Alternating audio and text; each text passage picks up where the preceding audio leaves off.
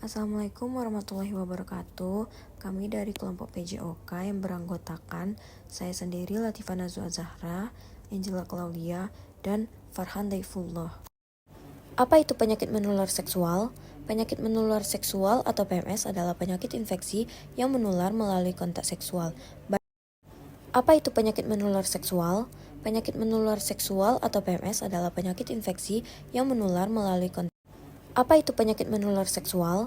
Penyakit menular seksual atau PMS adalah penyakit infeksi yang menular melalui kontak seksual, baik seks vagina, oral maupun anal. Penularan penyakit ini pun bisa melalui darah, sperma, atau cairan tubuh lainnya. Terkadang, penyakit ini juga bisa menular melalui kontak fisik intim lainnya. Hal ini karena beberapa PMS seperti herpes dan HPV bisa menyebar melalui kontak kulit ke kulit. Selain itu, pemakaian jarum suntik secara berulang atau bergantian di antara beberapa orang juga bisa menularkan penyakit. Yang pertama ada chlamydia. Apa itu chlamydia? Chlamydia adalah salah satu penyakit menular seksual yang disebabkan oleh infeksi bakteri Chlamydia trachomatis. Gejala chlamydia pada pria berikut merupakan beberapa gejala chlamydia yang sering dialami oleh pria. Keluar cairan dari organ kemaluan, rasa nyeri dan bengkak pada salah satu atau kedua skrotum atau buah zakar. Terdapat luka pada organ kemaluan yang terasa gatal dan seperti terbakar. Ada rasa terbakar saat buang air kecil. Gejala chlamydia pada wanita yaitu kondisi-kondisi berikut umumnya merupakan gejala chlamydia pada wanita.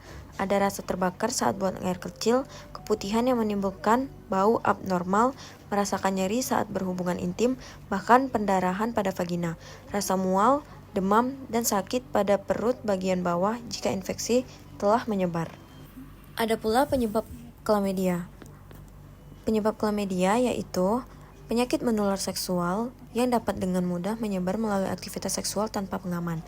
Cara mencegah penyakit chlamydia. Untuk mencegah penyebaran chlamydia, beberapa upaya yang dapat Anda terapkan adalah sebagai berikut. Menggunakan alat pengaman saat berhubungan intim, tidak bergonta-ganti pasangan, menghindari douching atau teknik mencuci organ kemaluan wanita, melakukan pemeriksaan secara rutin. Yang kedua, gonore.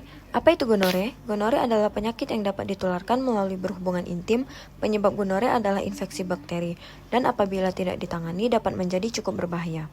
Gejala gonore, dalam banyak kasus, infeksi gonore sering tidak menimbulkan gejala. Maka dari itu, banyak pengidap gonore sering tidak menyadari jika dirinya sudah terinfeksi.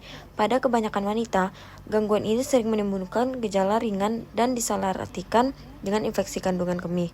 Nah, gejala pada wanita yang terserang gonore antara lain sensasi nyeri atau terbakar saat buang air kecil, peningkatan keputihan, pendarahan vagina di antara periode, keluarnya cairan kental berwarna kuning atau hijau dari vagina. Pada pria, gejala yang mungkin timbul seperti sensasi terbakar saat buang air kecil, keluarnya cairan kuning atau hijau dari penis kencing nanah, testis yang terasa nyeri atau bengkak. Jika terjadi infeksi di dubur, beberapa gejala yang dapat terjadi adalah gatal pada dubur, merasakan sakit, pendarahan, gerakan usus yang menyakitkan. Gejala gonore yang terjadi secara oral adalah sakit tenggorokan yang berkepanjangan, peradangan, dan kemerahan di tenggorokan. Nah, ada pula cara mencegah penyakit gonore. Tidak berganti-ganti pasangan seksual, menggunakan kondom setiap berhubungan seks, memastikan pasangan tidak menderita penyakit menular seksual, termasuk gonore. Penyebab gonore adalah penyakit yang disebabkan oleh infeksi bakteri Neisseria gonorrhoeae.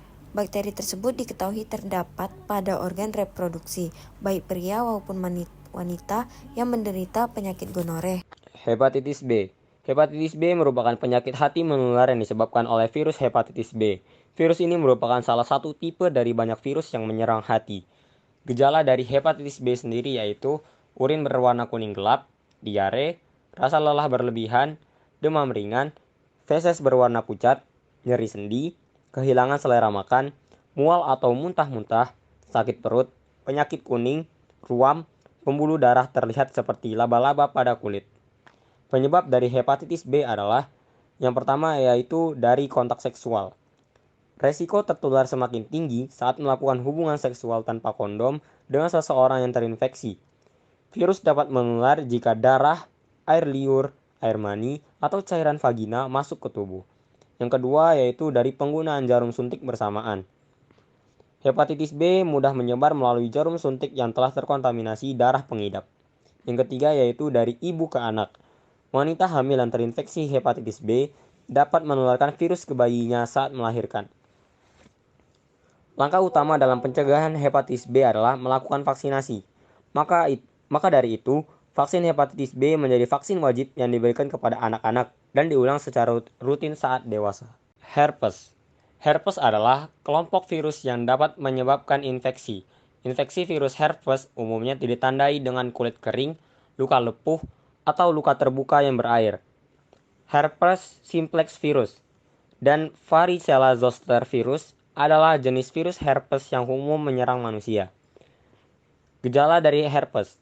Gejala herpes berbeda-beda tergantung jenis virus yang menyerangnya.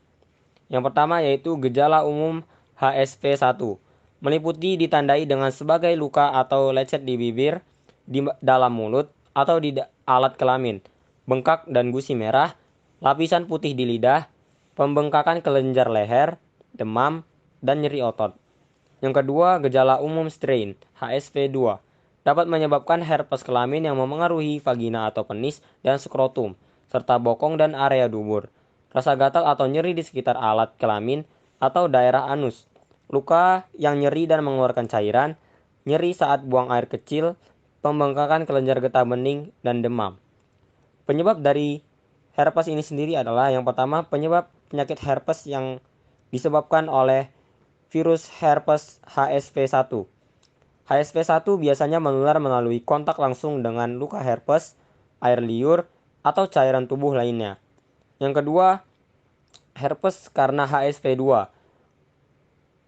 Biasanya terjadi di sekitar alat kelamin seperti vulva, vagina, leher rahim, anus, penis, skrotum, bokong, paha bagian dalam. Jika sudah mengalami gejala seperti itu, berarti kamu telah terinfeksi herpes genital atau herpes kelamin.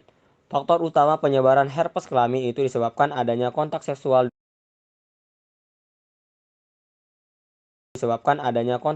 dengan seseorang yang memiliki virus herpes simplex. Yang ketiga, penyebab dari herpes zoster. Herpes zoster adalah infeksi virus yang menyebabkan pecahnya ruam atau lepuh yang menyakitkan pada kulit. Herpes zoster disebabkan oleh virus varicella zoster, yaitu virus yang sama yang menyebabkan dengan cacar air. Sama seperti jenis herpes simplex, herpes zoster juga dapat menular melalui kontak langsung dengan pengidap cacar air. Pencegahan dari herpes sendiri yaitu bisa dilakukan dengan yang pertama yaitu hindari kontak langsung dengan orang yang terinfeksi. Yang kedua, jangan berbagi barang dengan penderita herpes, termasuk menggunakan peralatan makan, peralatan make up, pakaian, sikat gigi, dan handuk. Yang ketiga yaitu rutin cuci tangan dengan benar. Yang keempat, jangan bergonta-ganti pasangan seksual maupun melakukan seks oral, ciuman, atau aktivitas seksual lainnya dengan pasangan yang terinfeksi virus herpes. 5. Jaga daya tahan tubuh dengan menerapkan gaya hidup sehat, termasuk berolahraga secara teratur, mengonsumsi makanan bernutrisi, dan beristirahat yang cukup. HIV dan AIDS. HIV adalah virus yang menyerang sistem kekebalan tubuh yang dapat melemahkan kemampuan tubuh melawan infeksi dan penyakit. AIDS adalah kondisi di mana HIV sudah pada tahap infeksi akhir. Ketika seseorang mengalami AIDS, tubuh tidak lagi memiliki kemampuan untuk melawan infeksi yang ditimbulkan. Gejala HIV dan AIDS tergantung pada tahap mana orang tersebut terinfeksi. Tahap pertama, tidak menimbulkan gejala apapun selama beberapa tahun. Pengidap akan mengalami nyeri mirip seperti flu selama beberapa minggu setelah terinfeksi. Timbul demam, nyeri tenggorokan, ruam, pembengkakan kelenjar getah bening, diare, kelelahan, nyeri sendi dan otot. Tahap kedua, umumnya tidak menimbulkan gejala lebih lanjut selama bertahun-tahun. Virus terus menyebar dan merusak sistem kekebalan tubuh. Penularan infeksi sudah bisa dilakukan pengidap kepada orang lain, berlangsung hingga 10 tahun atau lebih. Tahap ketiga, daya tahan pengidap rentan sehingga mudah sakit dan akan berlanjut menjadi AIDS.